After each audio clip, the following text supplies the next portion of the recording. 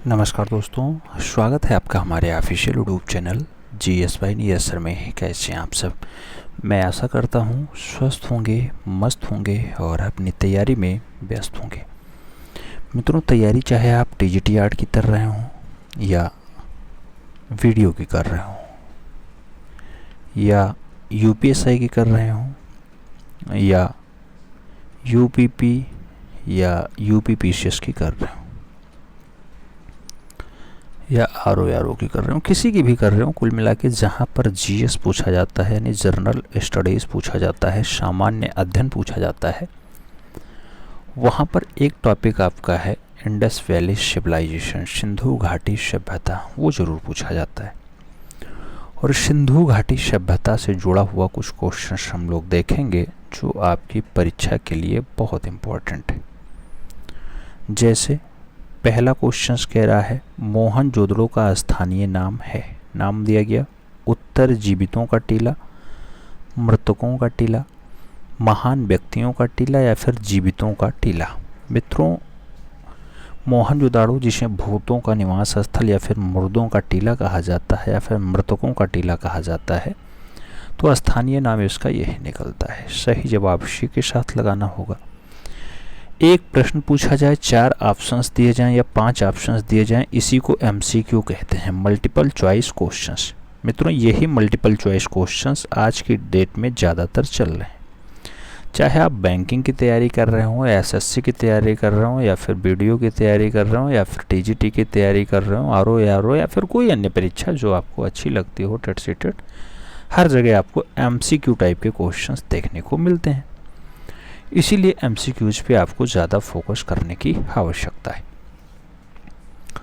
दूसरा क्वेश्चन कह रहा है आर्य भारत में कहाँ से आए थे, नाम दिया गया पश्चिम एशिया से आए, केंद्रीय एशिया से आए, पूर्वी एशिया से आए या फिर दक्षिण एशिया से आए।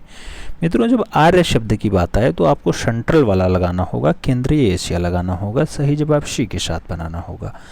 अगले क्वेश्चंस पे चलते हैं। 3 नंबर क्वेश्चन से पूछा गया किस अवधि में रामायण और महाभारत की रचना हुई, नाम दिया गया सिंधु घाटी अवधि में हुई, द्रविड़ अवधि में हुई, वैदिक अवधि में हुई या फिर आर्य अवधि जिसे महाकाव्य काल कहा जाता है उसमें हुई। मित्रों, रामायण और महाभारत दोनों महाकाव्य हैं और महाकाव्यों की रचना किस काल में होगी, तो महाकाव्यों की जो रचना होगी वो महाकाव्य काल में ही होगी, यानी आर्य अवधि में ही होगी। सही जवाब डी के साथ लगाना पड़ेगा। अगले क्वेश्चंस पे आएंगे। अगला क्वेश्चन 4 नंबर आपकी स्क्रीन पे ये रहा। पूछा गया गुप्त साम्राज्य की स्थापना किसने की थी, नाम दिया गया चंद्रगुप्त जो है चंद्रगुप्त, ब्रह्मगुप्त, समुद्रगुप्त या फिर हर्षवर्धन। गुप्त साम्राज्य की अगर हम बात करते हैं मित्रों, तो गुप्त एरा किसके द्वारा स्टार्ट किया जाता है, चंद्रगुप्त के द्वारा। सही जवाब फर्स्ट के साथ देना होगा, ए इज द राइट आंसर बनाना होगा। 5 नंबर क्वेश्चन आपकी स्क्रीन पे है। पूछा गया मुगलों ने कौन से सिख गुरु की योग्यता, या कहने का मतलब यह है कि मुगल ने कौन से सिख गुरु को यातनाएं देकर के यानी कष्ट देकर के मार डाला था, नाम दिया गया गुरु गोविंद सिंह को, तेग बहादुर जी को, अर्जुन सिंह को या फिर हरराय जी को। सिख के गुरु हैं आप जानते हैं, एक नाम है तेग बहादुर जी को जो है बहुत सारी यातनाएं दी गई, उसके बाद मृत्यु के घाट उतारा गया। सही जवाब इसी के साथ बनता है। अगले क्वेश्चंस पे आते हैं। 6 नंबर क्वेश्चंस आपकी स्क्रीन पे है। आपसे पूछ रहा है पानीपत की दूसरी लड़ाई किनके बीच हुई थी, नाम दिया गया बैरम खान और हेमू के बीच, अकबर और बैरम खान के बीच, अकबर और मिर्जा हकीम के बीच या फिर राणा प्रताप और अकबर के बीच। पानीपत की दूसरी लड़ाई पूछा जा रहा है मित्रों, आप जानते हैं बैरम खान और हेमू के बीच हुआ है, तो सही जवाब फर्स्ट के साथ बनेगा। अगले क्वेश्चन पे आते हैं। 7 नंबर क्वेश्चन, शिवाजी के पुत्र संभाजी को औरंगजेब ने कैद करके कहाँ जो है रखा और उसके बाद हत्या कर दी, नाम दिया गया दिल्ली में रखा, औरंगाबाद में रखा, आगरा में रखा या फिर अहमदनगर में रखा था। औरंगजेब कट्टर शासक था, उसने शिवाजी के पुत्र संभाजी को जो है कैद कर लिया और कहाँ पर उनकी हत्या करवाई, तो उनकी हत्या अहमदनगर में करवाई। सही जवाब डी के साथ बनेगा।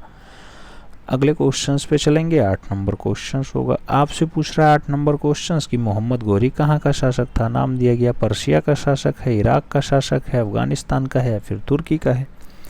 मोहम्मद गोरी कहाँ का शासक है? जब शासक की बात होती है तो अफगानिस्तान के साथ आंसर जाता है, B is the right answer बनता है। 9 नंबर क्वेश्चन पे आओ। पूछा गया मस्तानी किस शासक की प्रेयसी रही है? नाम दिया गया बाजीराव पेशवा की, शाहू महाराज की, नाना साहब की या फिर शेर शाह की। अगर आप मस्तानी का नाम सुने होंगे तो मस्तानी के साथ बाजीराव पेशवा का भी नाम सुना होगा। सही जवाब फर्स्ट के साथ बनाओ, एक फिल्म भी आई है इसके ऊपर।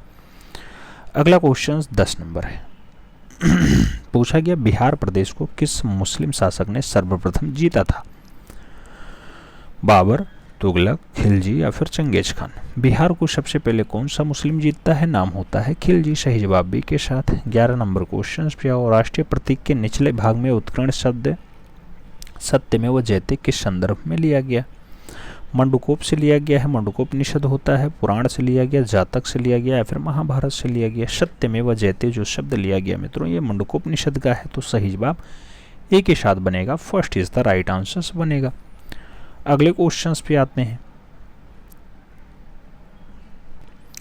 मित्रों। प्रश्न संख्या 10 कह रहा है कि ऋग्वेद का देवता वरुण था। नाम दिया गया शांति का अग्रदूत है, जो है विश्वक्रम का रक्षक है, शत्रुनाशक है या फिर समृद्धि का देवता है। ऋग्वेद का देवता वरुण, ऋग्वेद का जो देवता वरुण है मित्रों वो विश्वक्रम के रक्षक के रूप में जाने जाते हैं। सही जवाब इसी के साथ लगाना पड़ेगा। अगले क्वेश्चंस पे आएंगे। कथन और कारण से क्वेश्चंस है, ये सब क्वेश्चंस थोड़े से जटिल होते हैं मित्रों सामान्य क्वेश्चंस की अपेक्षा। इसमें एक कथन दिया जाएगा, दूसरा कारण दिया जाएगा, पूछा जाएगा कथन कारण का सही व्याख्या करता है कि नहीं करता है, कि ए सही है बी गलत है या बी सही है ए गलत है, इस टाइप से पूछा जाता है। कथन में कुछ तथ्य दिए जाते हैं, जैसे कहा गया कि औरंगजेब ने वृंदावन के मंदिरों के रख रखाव के लिए भूमि अनुदान स्वीकृत किए नहीं। उन मंदिरों में या उन मंदिरों के ट्रस्टी उनके चहेते दरबारी थे। हाँ, मंदिरों के ट्रस्टी उनके चहेते दरबारी में रहे हैं, ये बिल्कुल फिक्स है। तो दूसरा सही है और पहला गलत है मित्रों। ए तो पहले गलत हो गया, बी गलत हो गया, ए सत्य है वो गलत हो गया, डी आंसर होगा, ए असत्य है आर सत्य है। सही जवाब डी के साथ जाएगा। अगले क्वेश्चंस पे चलेंगे। 14 नंबर क्वेश्चंस आपकी स्क्रीन पे ये रहा। खूब तगड़ा क्वेश्चन है मित्रों, आपको आंसर्स देने की आवश्यकता है। आंसर्स भी थोड़ा सा जटिल होगा, क्यों? क्योंकि क्वेश्चंस भी आपसे घुमा के पूछा गया। इनमें मराठाओं की हार का कौन सा कारण सही है या कौन से कारण बढ़िया बैठते हैं? पानीपत का तृतीय युद्ध में मराठाओं की पराजय में वावद निम्नलिखित पे विचार करिए। मित्रों इसमें से सबसे बढ़िया कौन सा है? तो सदाशिवराव की कूटनीतियाँ गलत रहीं। हाँ बिल्कुल रहीं। और उसके साथ अहमद शाह अब्दाली का उत्कृष्ट सेनापतित्व था। हाँ बिल्कुल था।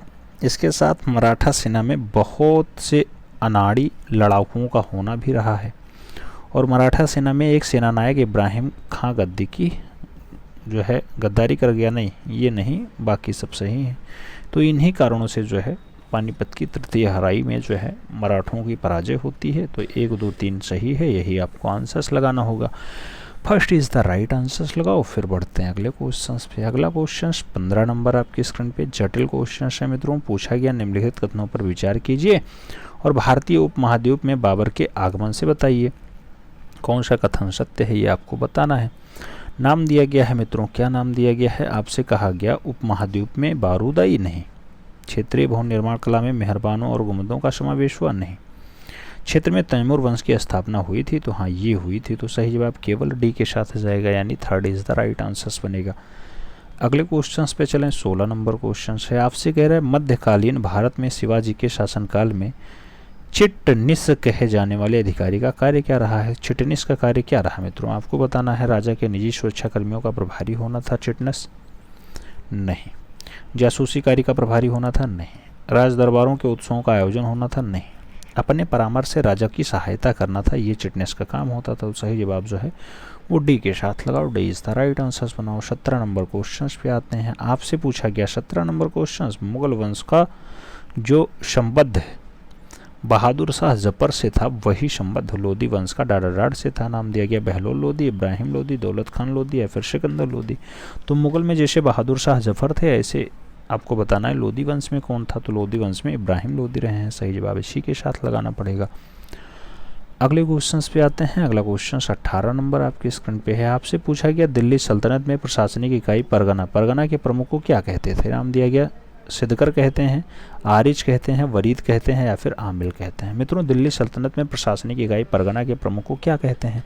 परगना का प्रमुख आमिल कहलाता है। आमिल आमिल आमिल आमिल आमिल आमिल।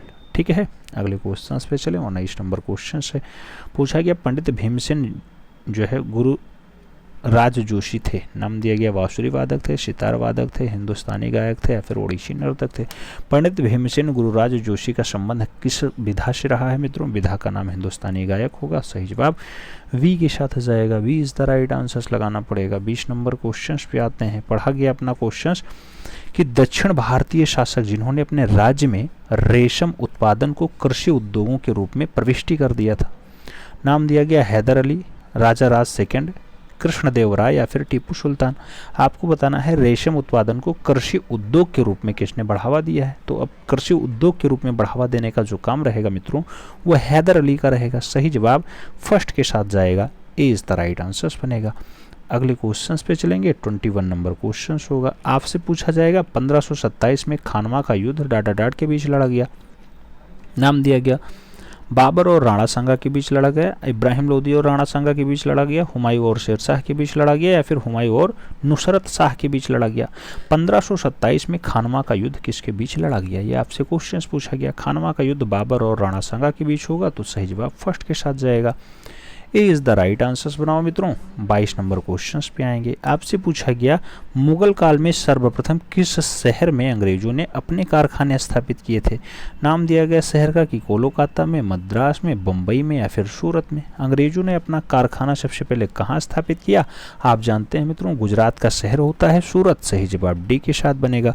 अगले क्वेश्चन पे आएंगे। 23 नंबर क्वेश्चन आपकी स्क्रीन पे ये रहा। पूछा गया भारत की कौन सी जाति जरतुश के मत का अनुयायी रहा है? नाम दिया गया जैन, बौद्ध, पारसी, सिंध। जरतुश के मतों का अनुयायी कौन सी जाति रही है या कौन सी प्रजाति रही? तो सही जवाब पारसी के अच्छे रहे हैं जरतुश। तो सही जवाब जो है बी के साथ लगाओ। B is the right answer बनाओ।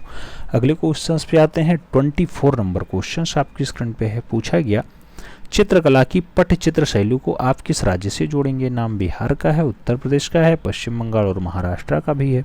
पटचित्र शैली के बारे में पूछा जा रहा है। सही जवाब आपका बिहार का मधुबनी हो जाएगा। First is the right answer हो जाएगा। 25 नंबर क्वेश्चन आपसे कह रहा है अज्ञात सैनिकों का स्मारक भारत में कौन सा है? नाम दिया गया गेटवे ऑफ इंडिया है, 3 मूर्तियां हैं, इंडिया गेट है या फिर जलियांवाला बाग है। अज्ञात सैनिकों का स्मारक भारत में कौन सा बताया जा रहा है? तो वो स्मारक का नाम इंडिया गेट होता है। सही जवाब बी के साथ बनेगा। अगले क्वेश्चन पे आए। 26 नंबर क्वेश्चन से पूछा गया पानीपत का तृतीय युद्ध डाडाडाट और अहमद शाह अब्दाली के बीच लड़ा गया, नाम दिया गया मराठा, मुगल, अंग्रेज और सिख। मित्रों आप जानते हैं कि मराठा की हार होती है। सही जवाब फर्स्ट के साथ लगाना होगा।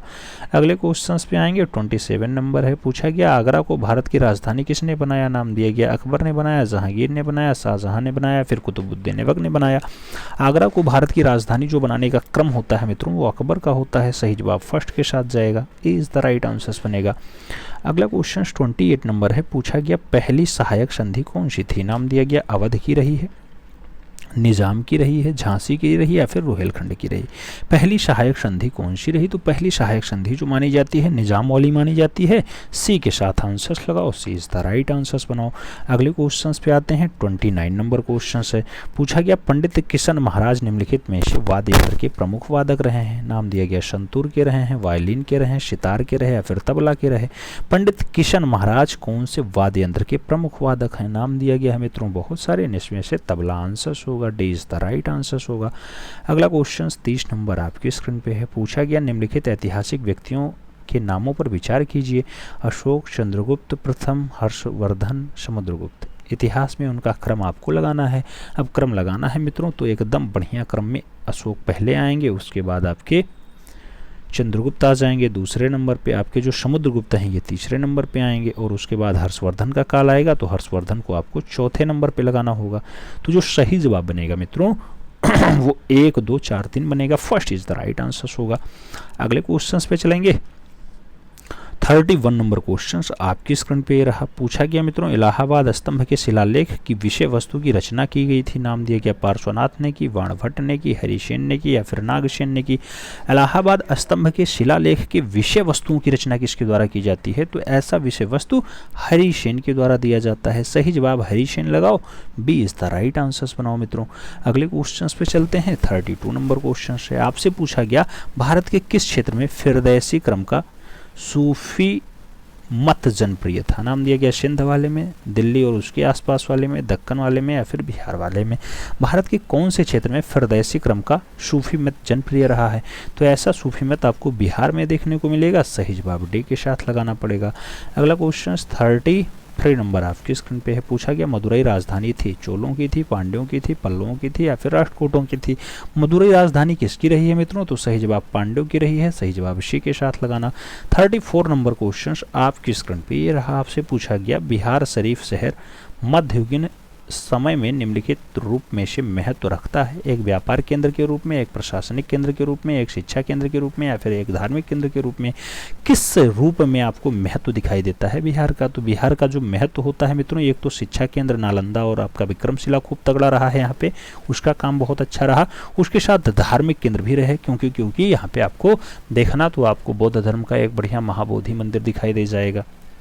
तो ये सही जवाब डी के साथ जाएगा, शिक्षा केंद्र और धार्मिक केंद्र। सही जवाब डी के साथ बनाओ। अगले क्वेश्चंस पे आते हैं। 35 नंबर क्वेश्चन से पूछा गया निम्नलिखित धातुओं में से किसे सिंधु घाटी के लोग नहीं जानते थे? नाम दिया गया तांबा, लौह, कांसा, इनमें से कोई नहीं।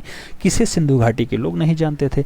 मित्रों आप जानते हैं कि जो सिंधु घाटी के लोग हैं वो लोहे से परिचित नहीं थे और तलवार भी नहीं जानते थे। तलवार भी नहीं जानते थे। सही जवाब इसी के साथ लगाओ। आगे बढ़ते हैं। 36 नंबर क्वेश्चन आता है। पूछा गया निम्नलिखित शासकों में कौन प्रयाग के प्रत्येक 5 वर्ष पे एक धार्मिक सभा करता था? नाम दिया गया अशोक है, हर्षवर्धन है, कनिष्क है या फिर चंद्रगुप्त विक्रमादित्य हैं। आपको बताना है प्रयाग में 5 वर्ष पे एक धार्मिक सभा कौन करता था? धार्मिक सभा करने के लिए हर्षवर्धन का नाम आता है। सही जवाब इसी के साथ लगाओ। अगले क्वेश्चन पे आए। 37 नंबर है। आपसे पूछा गया मित्रों कुषाणों का मूल आवास था? नाम दिया गया पर्शियन में रहा, अरब में रहा, मेसोडोनिया में रहा या फिर चीनी तुर्कमेनिस्तान में रहा? मित्रों कुषाणों का मूल आवास आपको बताना है। मूल आवास की अगर बात करते हैं चीनी तुर्किस्तान आपको आंसर्स लगाना होगा। D is the right answers बनाना होगा। 38 नंबर क्वेश्चन से भारत में प्रथम अफगान शासक का स्थापना या संस्थापक कौन रहा है? नाम दिया गया अफगान के लिए कि इब्राहिम लोदी रहे, सिकंदर लोदी रहे, बहलोल लोदी रहे या फिर शेरशाह सूरी रहा? आपको बताना है प्रथम अफगान शासन का संस्थापन किसके द्वारा किया जाता है? तो वो किया जाता है बहलोल लोदी के द्वारा। सही जवाब बी के साथ लगाओ।